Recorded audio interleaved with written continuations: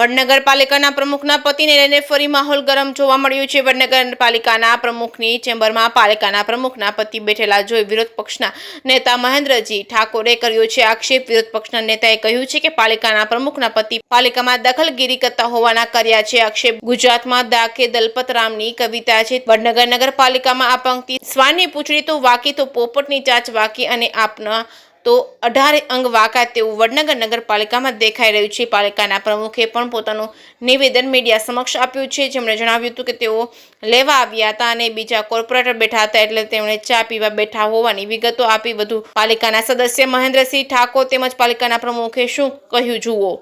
જે કેસની ગુજરાતી સાથે જીગર પટેલ, વડનગર।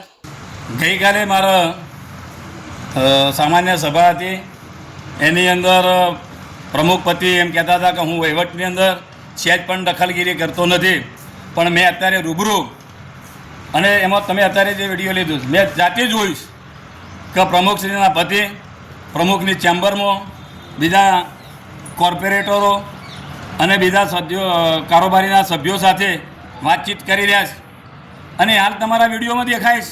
એટલે મેં એમને કીધું કે તમે એવું મને કહેતા હતા કે હું સહેજ પણ વહીવટની અંદર દખલઅંદાજી કરતો નહીં, પણ અત્યારે રૂબરૂ છે ચેમ્બરની અંદર, તો એ શું સાબિત કરે છે કે વહીવટની અંદર હસ્તક્ષેપ કરી રહ્યા છે અને આજનો તાજો દાખલો છે।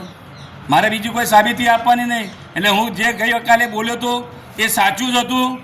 પ્રમુખશ્રી મીડિયાની અંદર કર્મચારીઓને ધમકાવવાનો કે દબડાવવાનો જે મારા ઉપર ખોટો આક્ષેપ કરે છે એ સાબિત થાય છે કે એમના પતિ એ નગરપાલિકામાં આવીને બેસીને વહીવટની અંદર હસ્તક્ષેપ કરી રહ્યા છે, એ વાત સાબિત થાય છે।